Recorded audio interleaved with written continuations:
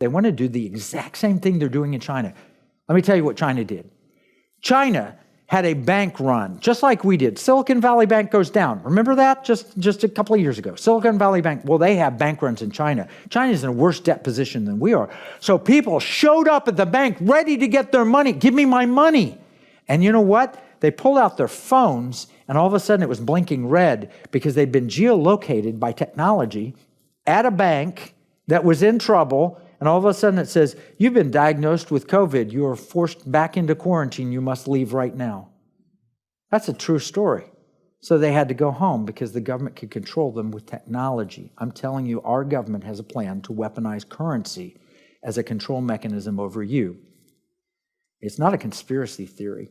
President Biden made Executive Order 14067. It's 37 pages long. He dated it March 9th of 2022. Read the order. He says the government's going to create their own version of Bitcoin, a digital asset. And all the Bitcoin people got excited. They said, oh, they finally recognized us.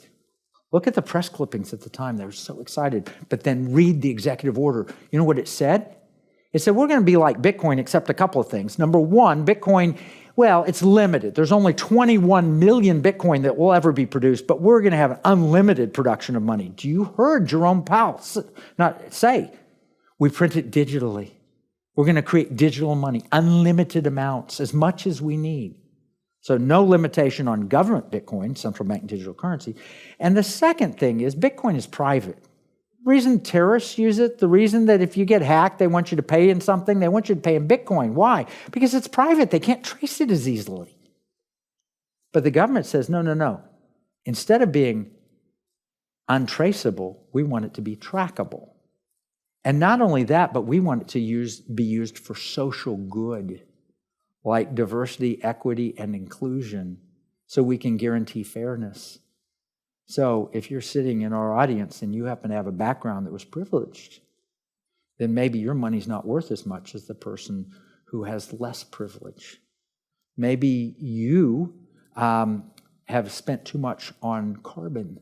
Maybe you bought too many gallons of gasoline. So we're going to create a currency that will have ability to control.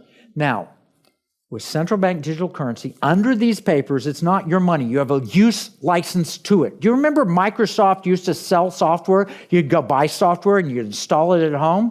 You don't do that anymore because you have a use license and they update it while you're sleeping. Guess what? In the use license that you would click through and agree to, you agree it's their software, not yours. You agree they can inspect your computer for things like hate speech. These are the things you get with use licenses, and they can revoke it if you violate their terms of service. No privacy, everything can be monitored, and the government has a line item on all your spending, and it's all going to be legal because you will agree to it, because they're going to come along and say, we have a new stimulus package. It's going to be $10,000 per family. And we're going to give it to you. You have to take it in central bank digital currency. You'll have a wallet, but you'll get to spend it. And if you don't want to take it, you don't have to. Isn't that what they did with the vaccine? What a privilege it was to get a vaccine until it was mandatory. You don't have to take it. And you'll take it because you'll say, well, I can buy something with it. So I'll take it and buy something with it. And then you'll have a wallet. And then they'll have you. The hook in the mouth.